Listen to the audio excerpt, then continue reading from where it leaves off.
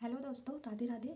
कैसे हैं आप सब लोग? आई होप आप सब अच्छे होंगे और मेरी तरह आप भी अपनी पढ़ाई अच्छे से कर रहे होंगे। तो दोस्तों, आज मैं आपके साथ अपनी पढ़ाई का शेड्यूल शेयर करने नहीं, बल्कि आपके एक कॉमन क्वेश्चन का सवाल का जवाब देने आई हूँ। तो मैंने अपनी सारी वीडियोज़ की कमेंट चेक करी हैं, तो एक कमेंट भर भर के आया है मुझे कि आप हमें ये बता दीजिए कि आप ग्रुप डी एग्ज़ाम के लिए साइंस कहाँ से तैयार कर रहे हो, कहाँ से पढ़ रहे हो, कौन से टीचर से पढ़ रहे हो और कौन से बुक से पढ़ रहे हो। तो दोस्तों, आज मैं कुछ नहीं बताऊँगी आपको, सिर्फ मैं यही बताऊँगी कि मैं साइंस कहाँ से पढ़ रही हूँ ग्रुप डी एग्ज़ाम के लिए। तो फर्स्ट ऑफ ऑल मैं आपको ये बता देती हूँ कि देखो, चाहे मैं पढूँ या आप पढ़ो, सबसे पहले हमें अपने ध्यान में जो रखने वाली चीज़ होती है, वो हर पेपर का सिलेबस और पेपर का पैटर्न ध्यान में रखकर चलना होता है। तो पैटर्न आप लोग देख लेना प्रीवियस ईयर के पेपर को उठाकर, और सिलेबस मैं बता देती हूँ। इसमें 30 नंबर की रीजनिंग आती है और 25 नंबर का मैथ आता है और 25 नंबर की साइंस आती है और 20 नंबर की current affairs, statistics, GK, history, polity और ज्योग्राफी सब कुछ मिला के आता है 20 नंबर का।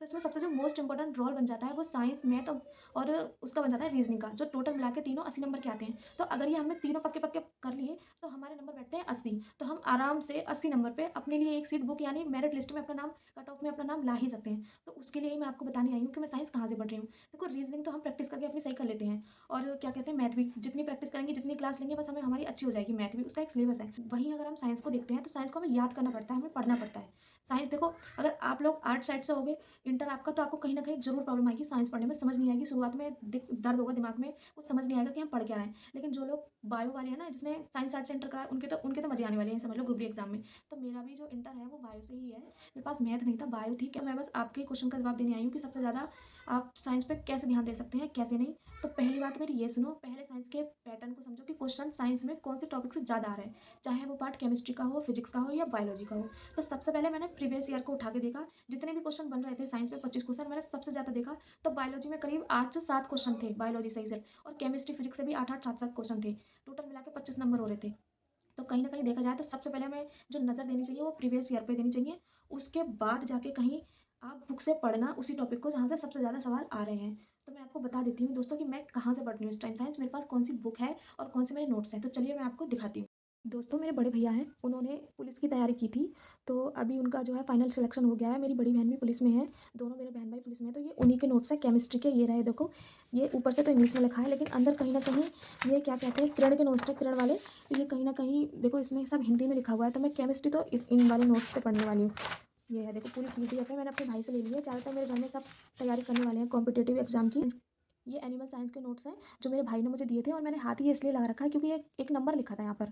तो मैं नहीं चाहती कि वो नंबर कहीं पे शेयर हो, फिर आप लोग में से कोई, बहुत सारे ऐसे होते हैं जो नंबर पे चेक करके देखते हैं। दोस्तों, मैं यहीं से पढ़ने वाली हूँ साइंस। ये एनिमल साइंस है देखो, उनका सिलेक्शन हो गया इन्हीं नोट्स को पढ़कर। उसके बाद जो मैं पढ़ने वाली हूँ साइंस अपने और डाउट क्लियर करने के लिए, वो मैंने, मेरे ही भाई ने जब यूपीएसआई की तैयारी कर रहे थे, तो उन्होंने पिछले साल, तो उन्होंने एग्जामपुर से नोट्स मंगाए थे। पूरी मतलब पूरा एक बॉक्स आता है, सब सारे नोट्स आते हैं उसमें, सारे सब्जेक्ट्स के। तो मैंने उसमें से उनसे 2 ले लिए थे, जीव विज्ञान के ले लिया, एक इनका ये इतनी सारी स्लाइड्स वगैरह, और एक ये ले लिया था सामान्य विज्ञान का, भौतिक विज्ञान और रासायनिक विज्ञान, यानी फिजिक्स केमिस्ट्री है ये, और ये बायोलॉजी का है। तो मैंने ये 2 बुकलेट ले ली थी अपने भैया से पढ़ने के लिए। तो मैं इससे पढ़ने वाली हूँ साइंस, और दूसरी वही अपनी वन ऑफ द मोस्ट, एक जो सबसे मोस्ट इंपॉर्टेंट बुक है, वो है हमारी लूसेंट सामान्य ज्ञान की। ये हमारी मेरी काफ़ी पुरानी है, ये देखो मेरा नाम पड़ा है इस पर, और मैं इससे पढ़ने वाली हूँ साइंस जो भी है हमारी। बस इससे अच्छी तो कोई बुक ही नहीं मानती, अगर हमें अपनी साइंस को या जीके जीएस को अच्छा करना है, तो इससे अच्छी बुक तो कोई है नहीं, सब इसे ही सजेस्ट करते हैं सारे लोग पढ़ने के लिए। तो ये है देखो, भौतिक विज्ञान वगैरह, इसमें साइंस वगैरह सब कुछ है। तो मैं सबसे पहले इसे पढ़ने वाली हूँ, और इन सबको पढ़ने के बाद, यानी इन सबको पढ़ने के साथ साथ मैं ले रही हूँ यूट्यूब से ही भावना मैम से साइंस की क्लास, जिसमें बायोलॉजी में भावना मैम से पढ़ रही हूँ। ये मेरे बायोलॉजी के नोट्स हैं देखो सारे, ये है, ये कोशिका वाला चैप्टर था मेरा, और कोशिका वाले चैप्टर के सारे टॉपिक्स हैं मेरे, जितने भी हैं नोट्स हैं पूरे। और फिर इसके बाद आके मैम ने करा दिया है मुझे, ये सब कुछ पढ़ा रखा है मैडम ने। ये पार्ट 2 यानी लेसन 2 है, पाचन तंत्र, ये पढ़ लिया मैंने। तो पहला कोशिका यानी सेल, दूसरा पाचन तंत्र, और तीसरा मैडम ने स्टार्ट करा दिया है स्केलेटन सिस्टम, यानी तंत्रिका तंत्र वाला जो है, ये है स्केलेटन सिस्टम। तो मैंने 3 चैप्टर कर लिए हैं मैडम की क्लास से ही। और क्या कहते हैं, उसके बाद मैं ये नोट्स बनाऊंगी अपने हाथ से, इनको पढ़ूंगी।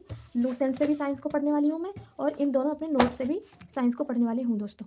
तो मैंने ये सारी चीज़ें आपको दिखा दी है। मैं सिर्फ इतना बताना चाहती हूँ कि मैंने ग्रुप डी एग्जाम के लिए कोई स्पेशल बुक नहीं ली है, जो जितनी भी आती हैं कि group D, NTPC, Delhi police, UPSI, UP police, अरे हर चीज़ की तो बुक बना दी है। हम, हमारे पास इतने पैसे आएंगे कहाँ? हमारे पास इतने पैसे नहीं है कि हम हर जॉब के लिए बुक खरीदें। नहीं होते हैं भाई किसी के पास में, हर किसी के घर में इतनी सारी चीज़ें चली हुई होती हैं। ये सारी चीज़ें मेरी औरों से ही ली हुई हैं, मैं नहीं कर पाती हूँ इतना अफोर्ड्स। तो क्या मैं चाहती हूँ कि अपनी जो भी पढ़ाई हो, जो भी खर्चा हो, मैं खुद से करूँ, मैं ज़्यादा दूसरों पर डिपेंड नहीं रहती अपने घर में। तो मैंने तो आपको बता दिया, मैं इन सबसे साइंस को रिवाइज़ करूँगी, और प्रीवियस ईयर सारे पेपर जो है पुराने साल के ग्रुप डी के वो लगाऊंगी।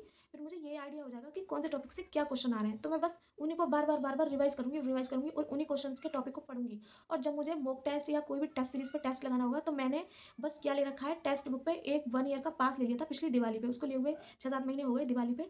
तो जैसे मैंने सेल्स टॉपिक पढ़ा है, सेल्स वाला चैप्टर पढ़ा है, तो मेरा कंप्लीट हो गया ये। अब मैं इसको रिवाइज़ करूँगी अच्छे से, और सेल्स टॉपिक के ही जो पिछले साल में जो पुरानी वैकेंसी में यानी प्रीवियस ईयर के क्वेश्चन आ रखे हैं, मैं सेल्स टॉपिक के ही क्वेश्चन लगाऊँगी और फिर देखूँगी क्या मेरे क्वेश्चन इस चैप्टर से फँस रहे हैं, इन नोट्स से या जो भी बुक है इनसे फँस रहे हैं या नहीं फँस रहे हैं।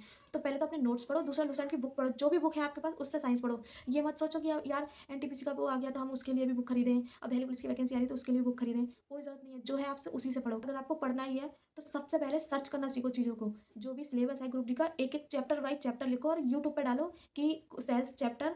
तो बहुत सारे ऐसे टीचर होंगे जो आ जाएँगे नीचे सेल्स पढ़ाते हुए। एक बार किसी टीचर पे भरोसा करके उसको पढ़ के तो देखो, फिर देखो तुम्हारी पढ़ाई में कितना चेंज आता है।